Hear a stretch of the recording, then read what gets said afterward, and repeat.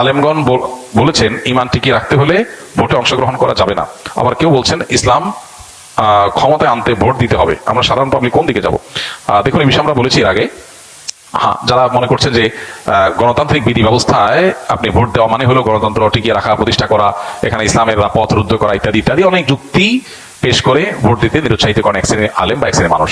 আমি বলেছি যে পৃথিবীর সংখ্যাগরিষ্ঠ উলামায়ে কেরাম, সেটা আরব বলেন অনারব বলেন, তারা কিন্তু যে সমাজ, গণতান্ত্রিক সমাজ বা যে দেশে গণতন্ত্র প্রতিষ্ঠিত আছে, প্রচলিত আছে, সেখানে তুলনামূলক ভালো মানুষ যে দিন, ইসলাম, মুসলিম উম্মাহ এবং দেশের কল্যাণে আসবে, সেই ব্যক্তিকে নির্বাচিত করবার জন্য ভোট দেওয়ার পরামর্শ দেন। এবং শেখ মোহাম্মদ সালেহ আল উসাইমিন রাহিমাহুল্লাহ, সৌদি আরবের, তিনি কিন্তু এই ব্যাপারে বিশেষ গুরুত্ব আরোপ করেছেন। অতএব আমিও মনে করি তাই, যে যেখানে ভোট দেওয়ার মাধ্যমে আমি অন্তত মন্দ ঠেকানোর এবং তুলনামূলক ভালোকে এগিয়ে নেওয়ার চেষ্টা করতে পারবো, সেই সুযোগটা আমার নেওয়া উচিত।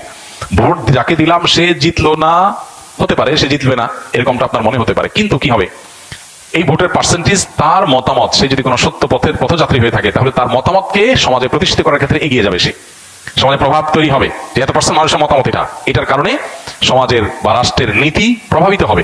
এই জন্য আপনার একটা ভোট গুরুত্বপূর্ণ। আমি মনে করি যে ভোট দেওয়ার চেষ্টা করা উচিত যদি সুযোগ থাকে। আর যে সমস্ত ওলামায়ে কেরাম বলছেন না, দেওয়া থেকে বিরত থাকা উচিত, ওনারা একটা দৃষ্টিভঙ্গি থেকে বলছেন, আল্লাহর কাছে তাদের ইস্তেহার তারা আজর পাবেন নিশ্চয়ই। আর ওলামাদের এই মত পার্থক্য, এটা ইসলামের সৌন্দর্য।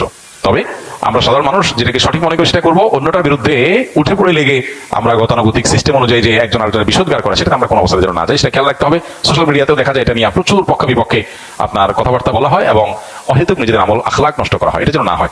মতামত থাকতেই পারে, আমাদের সবার উদ্দেশ্য আল্লাহ সন্তুষ্টি, আমাদের সবার উদ্দেশ্য এজ এ মুসলমান কোরআন হাদিসের উপর টিকে থাকা। ইস্তেহাদ বা গবেষণা, এটা কিয়ামত পর্যন্ত এটা রাস্তা ওপেন থাকবে। আপনি কোনো মুস্তাহিদের অনুসরণ করছেন তো অন্য মুস্তাহিদকে বা তার অনুসারীদেরকে গালিগালাজ করার অধিকারের মাধ্যমে আপনি পান নাই, এই জিনিসটা আমাদেরকে খেয়াল রাখতে হবে।